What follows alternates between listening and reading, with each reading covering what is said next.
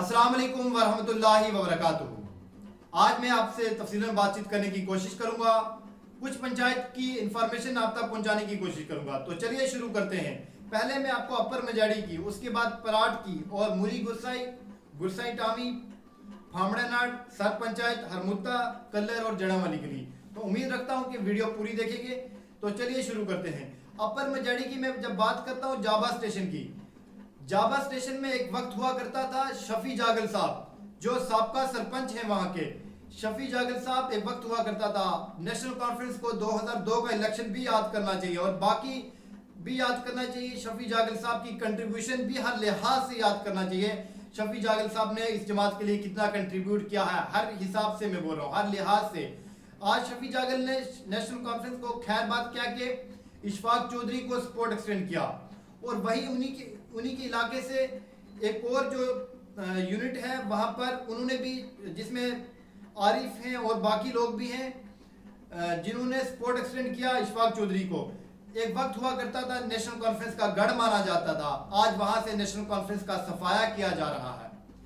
ये क्या दर्शाता है? क्या नेशनल कॉन्फ्रेंस की डेवलपमेंट की कमजोरी या क्या?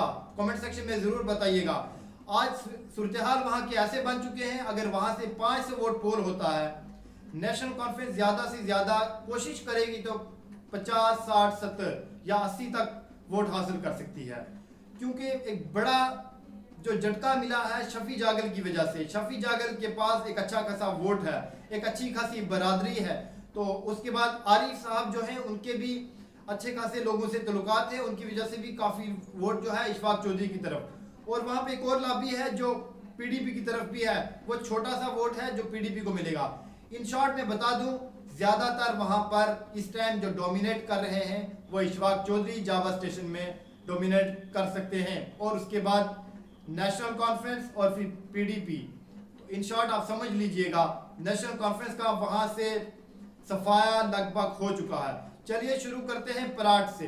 पराट की जब बात करते हैं, पराट में एक फैक्टर बहुत जल्द काम कर सकता है, लेकिन वो उस फैक्टर के लिए हम बात सोशल मीडिया के जरिया करें तो शायद सही नहीं रहेगा, लेकिन वहां की सूरत हाल क्या है वो पहुंचाने की कोशिश करूंगा। कुछ दिन पहले नेशनल कॉन्फ्रेंस ने वहां पर एक मीटिंग की थी जिसमें अच्छे खासे लोग वहां पर आए थे, लेकिन उसके बाद इशफाक चौधरी साहब ने भी उस इलाके का दौरा किया, और उसके बाद वहां के कुछ शख्स ने वहां की इशफाक चौधरी को सपोर्ट भी एक्सटेंड करा, और कुछ लोग उनके दफ्तर में भी गए और कुछ घर में भी मुलाकात हुई। ये इन्फॉर्मेशन, और इन शॉर्ट अभी बता दूं, अभी फिलहाल वहां पर डोमिनेट कर रहे हैं नेशनल कॉन्फ्रेंस, यानी 60% नेशनल कॉन्फ्रेंस के पास आज भी वोट है, और 30% जो है वो इशफाक चौधरी के पास, और बाकी के पास जो है वो 10% मान के चलिएगा। अब एक फैक्टर पर डिपेंड है उनका वोट किस तरफ जाता है। अगर वो वोट टर्न हो जाता है इशफाक चौधरी की तरफ तो समझ लीजिएगा पराट में कुछ भी हो सकता है। पराट में इशफाक चौधरी का इजाफा भी हो सकता है, इशफाक चौधरी को नुकसान भी हो सकता है, या नेशनल कॉन्फ्रेंस को फायदा हो सकता है, या नेशनल कॉन्फ्रेंस को नुकसान हो सकता है।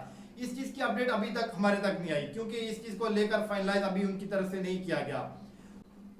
फामड़ानाड की तरफ ये भी नेशनल कॉन्फ्रेंस का गढ़ माना जाता था। नेशनल कॉन्फ्रेंस को लसा वाली गली के कुछ जलसे याद करने चाहिए।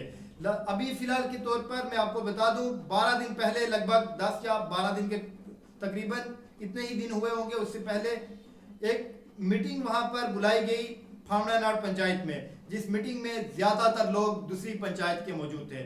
इससे 500 वोट वहां पर पोल हो जाता है। तो मैं बता देता हूं, वहां से भी इशफाक चौधरी 100 वोट ले रहे हैं, और वहीं पर पीपल्स डेमोक्रेटिक पार्टी वहां से 150 वोट लेकर जा सकती है, और उसके बाद वहां पर नेशनल कॉन्फ्रेंस 250 फिलहाल के तौर पर लेकर जा सकती है। क्योंकि ये गढ़ माना जाता था नेशनल कॉन्फ्रेंस का, क्योंकि रशीद साहब जो थे नेशनल कॉन्फ्रेंस में हुआ करते थे, उनकी वजह से एक अच्छा खासा वोट जो था वो नेशनल कॉन्फ्रेंस को मिला करता था। और उस टाइम अगर आप देखेंगे पोलिंग परसेंटेज भी कितनी ज्यादा हुआ करती थी, और अब ये भी समझ लीजिएगा कि पोलिंग परसेंटेज ओवरऑल भी कम ही रहने वाली है। चलिए पट्टी स्कूल की बात करूं। पट्टी स्कूल में पट्टी वाले जो पोलिंग स्टेशन है वहां पर साबका सरपंच बशीर साहब का एक अच्छा खासा वोट है। वहीं पर हाजी मुंशी साहब जो हैं साबका सरपंच, उनका एक अच्छा खासा वोट है, और वहीं पर इशफाक चौधरी का भी वोट है। मान लीजिएगा वहां पर नेशनल कॉन्फ्रेंस जो है थोड़ा सा डोमिनेट करेगी, और वहीं पर पीछे पीछे पीडीपी और इशफाक चौधरी साहब, यानी नेशनल कॉन्फ्रेंस कहीं ना कहीं इन इलाकों में कमजोर होती जा रही है। चलते हैं मुरी गुरसाई में। मुरी गुरसाई में ज्यादा से ज्यादा इशफाक चौधरी साहब को वोट अगर वहां से पड़ सकता है 10 या 15%, वहां से ज्यादा वोट जो है पीपल्स डेमोक्रेटिक पार्टी को मिलने जा रहा है, और थोड़ा सा माइन्यूट कह लीजिएगा 2% या 4% जो वोट है वो नेशनल कॉन्फ्रेंस के खाते में जा सकता है। गुरसाई टामी की बात करें, गुरसाई टामी गढ़ माना जाता था नेशनल कॉन्फ्रेंस का। शेरे गुरसाई भी उसी पंचायत से थे, आप बाखूबी जानते हैं, अल्लाह जन्नत नसीब करे हाजी पल्लू साहब को। उनकी कंट्रीब्यूशन इस जमात के लिए बहुत ज़्यादा थी, उनकी कंट्रीब्यूशन इस जमात को आज भी याद रखनी चाहिए। गुरसाई टामी जो है वो बिखर चुका है। गुरसाई टामी में इस टाइम की जो सूरत बने हुए हैं, मान लीजिएगा 50-50 का रेशियो रखिएगा, 50-50 रेशियो रहने वाला है गुरसाई टामी इलाके में भी। हालांकि वहां पर एक डोमिनेट लीडर कर रहे हैं शौकत साहब, जो कि गुरसाई टामी के सरपंच रहे हैं, लेकिन सूरत कुछ और भी हो रहे हैं। सर पंचायत की बात करूं तो सर पंचायत में पीडीपी डोमिनेट कर रही है। इशफाक चौधरी साहब को भी वहां से 15% वोट आ सकता है, और थोड़ा सा वोट नेशनल कॉन्फ्रेंस को। हरमुता की तरफ बात करें, हरमुता में भी पीडीपी अच्छी खासी डोमिनेट कर रही है, थोड़ा सा इशफाक चौधरी को वोट वहां से मिल सकता है, और जावेद साहब को, यानी ये नेशनल कॉन्फ्रेंस की बात करूं तो नेशनल कॉन्फ्रेंस को 2 या 4% फिर वहां से।